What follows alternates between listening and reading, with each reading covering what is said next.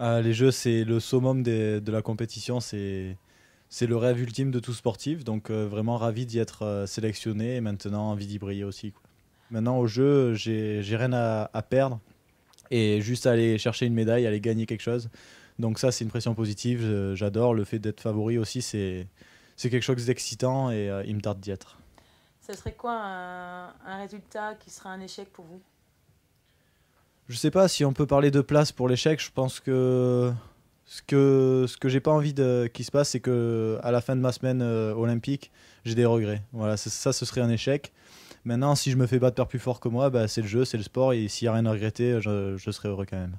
Je reste concentré sur ma première semaine où je suis pas sûr de voir vraiment les Jeux Olympiques. Je pense que ce sera vraiment piscine et ma chambre, repos maximum. Et ensuite, la deuxième semaine, j'aurai la chance de pouvoir aller voir d'autres événements, de côtoyer les grands sportifs. Je crois que les Jeux Olympiques, ce qui change vraiment par rapport aux championnats du monde ou les championnats d'Europe en natation, c'est qu'il y a tous les autres sports.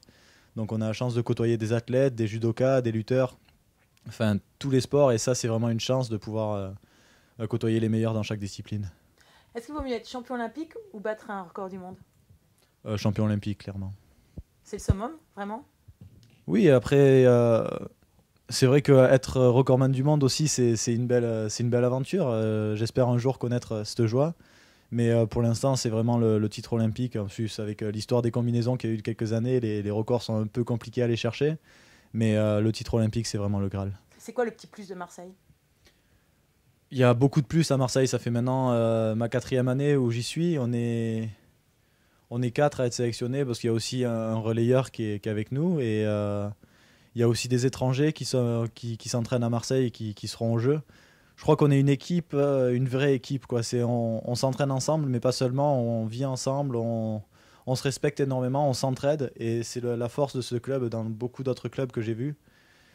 C'est plus chacun pour soi et on verra un peu comment ça se passe. Nous, à chaque compétition, on arrête ce qu'on est en train de faire quand un de nos collègues nage. On est vraiment plus stressé quand c'est nos collègues que nous-mêmes. Et je crois que c'est ça la beauté du cercle des nageurs. Et c'est un réel frisson quand un autre nageur arrive à se qualifier. Est-ce que vous avez un gris-gris, une chanson ou des choses comme ça que vous écoutez avant d'aller plonger? Ou est-ce que vous avez un mot d'ordre Non, pas vraiment de gris-gris. Je pense que c'est trop aléatoire. Si on le perd, on est tout émoustillé. Donc ça, j'en ai pas.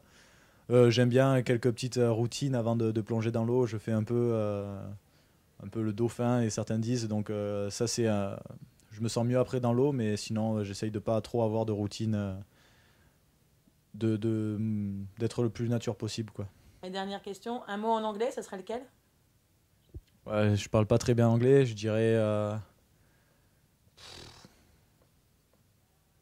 Même en français, je saurais pas quoi dire. Un seul mot. Gold? Moti- ouais, c'est sûr, celui-là, ce serait magique, mais plaisir, je dirais.